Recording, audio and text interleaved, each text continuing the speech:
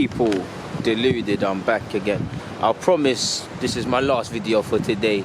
I'm probably in you guys' faces too much and whatnot, but I'm actually on my lunch break again in Soho Square, which is a very, how can I put it, interesting place to make videos. You see a lot of characters in Soho Square, and listen, you get to see people at the top of society and less so fortunate, and away from being fortunate or haves and have not, you just get to see simply, let me not be nice, let me not pull any punches, just a simple waste of life, to be fair, man. I think I called it zombies, man. Again, everybody's got a reason for going down certain paths, but when it's depressing seeing certain people get into a state, man. Like there's a guy over there that looks a bit of a mess. But away from all of that, people, a couple of things I wanted to speak about in relation to Aubameyang.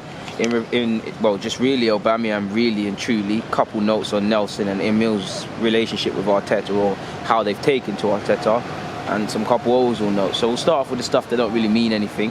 But Mesut Ozil, minutes per chance created from open play. Apparently, I don't think he had the best of games against Leeds, but he created the most chances on the field. So that's Mesut all over. And it's nice to see, regardless what you think about Mesut, he's under a manager in Arteta that clearly believes in him. And I can get some sort of use out of him, at least until his contract is resolved or his future is resolved, beyond what we're told. But under Arteta, chances, this doesn't even make sense. Minutes per chance. Oh, sorry, people. So yeah, under Arteta it's been 45 minutes. Under Wenger it was 36. Emre in all games it was 50 minutes. Emre in 2019-2020 was 63 minutes. Longberg was 109 minutes. So make of that what you will. You know, Longberg and Ozil didn't see eye to eye with the whole how Ozil was behaving. We all know Emre is a very negative coach, really pragmatic. So not just Ozil, it was real tough for players to shine really and excel in an attacking sense. I know many people will say Aubameyang scored a lot of goals, and yeah, he did. But how much is that down to Emre enabling him to thrive in the system, or is it just the fact that Aubameyang's a goal scorer? Obviously, it's a bit of both, because I can't just praise Emre and praise Aubameyang and not give Emre something. But how many more goals would Aubameyang score? Because since Aubameyang's been here, we don't really play to his strengths. I can't tell you too many goals where it's been Aubameyang sort of finishes. It's been on the lot. We play on the fact that he likes to be on the defender's last shoulder, but it is what it is. In relation to Aubameyang now, until he signs a contract or his future is resolved, it's neither here nor there, and it's all still going to be up in there. But our captain said in the match notes yesterday in regards to the Leeds game, which he missed with an illness, people like making up stories and they should focus on what's happening on the pitch. They talk too much and it does my head in. I am Arsenal captain. I love this club. I am committed to it and desperate to bring it back to the top where it belongs. So that's what you love to hear. I mean, at the end of the day, right now he's here, and listen, I don't think anybody's questioning Aubameyang's commitment levels and commitment to the cause, and I guess the right word I'm saying is professionalism. Whether he wants to leave in the summer is cool, but he's bought into what Arteta wants to do. Even under Emre, he gave his best, he scored his goals, and you see him buying in. Listen, he could very easily give up, because you could say he's at a team he doesn't want to be at. He's in the best form of, let's just say, he's been scoring goals for the best part of the recent decade, really, but let's just say best form of his life, prime sort of ages to where it's not going to get better. You're playing at a team like Arsenal, which is a long way away from being a top 4 side, let alone winning the league. You've got a manager playing you out of position and playing you left wing, for really and truly you should be through the middle because you're the most excelling attacker. When you look at it that way, it's very easy to see how Aubameyang could just be himself, be greedy, play for himself, be selfish. A lot of nonsense that you heard when he was moving to Arsenal from Dortmund, actually. But he's not doing that. He plays with commitment. He does what he needs to do. If he wants to leave, listen, I want Aubameyang to stay. And to me, all of this talk is good to hear. But until he signs a new deal, he's gone in my book, really. And I can't begrudge him for that, man. If he wants to leave to play for a team where he can excel in terms of winning trophies or a higher stature, can't begrudge him for that, man. It's the nature of the game. We brought him here under pretenses to get back into almost an immediate return of sorts to the Champions League from the Europa, and it hasn't happened. But it's lovely to hear, people, really and truly. Arteta said in relation to this as well, simply put, his commitment since the day I walked through the door has been phenomenal. The work that he's put in, his attitude around the place with the players, I'm so happy with him. Speaking again in relation to his future, in regards to Aubameyang's comments about his future, he said, I was thrilled about that and really happy. His commitment since I walked through the door has been phenomenal. The work he's been putting in, his attitude around the place with the players. He then went on to say, I want him to stay here and I'm so happy with him. So hopefully that's the end of the story. And I hope it's the end of the story as well. But I mean, it's not going to be the end of the story until his future is resolved. Whether he signs a new deal or he keeps it moving is another thing, people. So we'll have to see specifically what happens in that regards. Apologies for the camera, I thought I saw someone.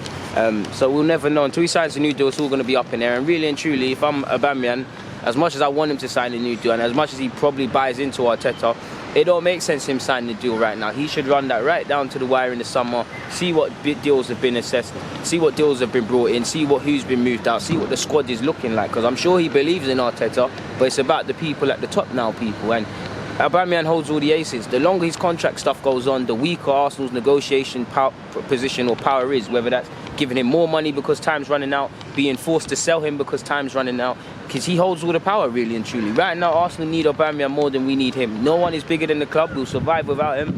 Whoever wants to leave can leave, but we need Aubameyang, a 20 league goal minimum striker, more than he needs us of sorts, people. There's reason for him to stay. He's comfortable in London and whatnot, but until the contract is sorted, until whatever happens, we don't really know. But it's lovely to hear that, man, that at least for now, these rumours are put to bed. We can just focus on the football field. And it's a bit like Lucas Torreira, different but the same, is that Torreira's now playing again, now enjoying his football. And suddenly these AC Milan and Napoli links, whether they're true or not, or whether they still hold interest in him or not, have gone away, people. So it's lovely to see in relations to that. Goal.com has said been quite pessimistic on our January transfer business. I know we've been linked with Samore, linked with a lot of central midfielders, and hopefully we bring in a centre half. But they said we're more or less looking to utilise the loan market again, having obviously undergone heavy spending last summer, and we're trying to do that in the next summer. Whether that's putting the money on the table for Upamecano, I don't know. Now the report also did say if a player that's too good to turn down becomes available, we'll see what he can do. For me, that's Senagre of Toulouse, or that's Samore of Lyon. Obviously, it's whatever centre half, really and truly. Like we need a centre half, regardless of if they're necessarily a world-class centre half or not. But that isn't what you want to hear, people. Apparently, they've said they will instead focus on trying to bring in 1 or 2 loan additions to boost Arteta's squad before loosening the purse strings again in the summer ahead of 2020-21. Now, it all depends what sort of loans you bring in, because I mean, Emre, whether he wanted Suarez or not, the board have to take responsibility for that, because Suarez, no disrespect to him, when he came here, he cost 5 million loan fee, barely played, in hindsight was never fit, and then you saw Emre really didn't have a plan for him and froze him out of sorts. So 5 million is not the biggest to spend and waste money in terms of other expensive players we brought in, whether they've been loan or whatnot. But it's this sort of thing that needs to cut out. If we're going to bring in loan players, it needs to be people that can help the cause. Obviously, if we're a bit coy and we do loans with options to buy, it's a bit different, people. But who knows, man. In relation to Arteta as well, I know it's early days and we can't get too positive, too negative. Let's just have balance. Arteta's doing good things right now, but let's just wait and see how it goes. But I would say there was a lot of people early on saying that Arteta, because he's just moved to just because his first managerial position and whatnot, would he necessarily be a success? Would he have success in this position? I'm not the one. Would he have success in this position? Would he be good and whatnot? Would the players buy into what he wants to do because he's a new gaffer and whatnot? And I believe so far, a lot of them rumours have been quashed, really, because if you've got conviction in your ideas, if you have conviction in how you carry yourself, it happens. We've seen it against Chelsea and United, but as early as the half-time period in the Leeds game, you heard he bollocked them and you saw a reaction. So it goes to show experience and age, really and truly, while it might make the difference and can go 2 ways, it don't really matter as long as you've got conviction in your ideas and actually able to identify it, because talking is one thing. If he wasn't moving like someone they could believe in, managing like someone they could believe in, actually following through with his training sessions and things, they wouldn't believe in him. So clearly Arteta is the man for this role, at least for now. He will go through tough periods, he will obviously have good periods, but who knows.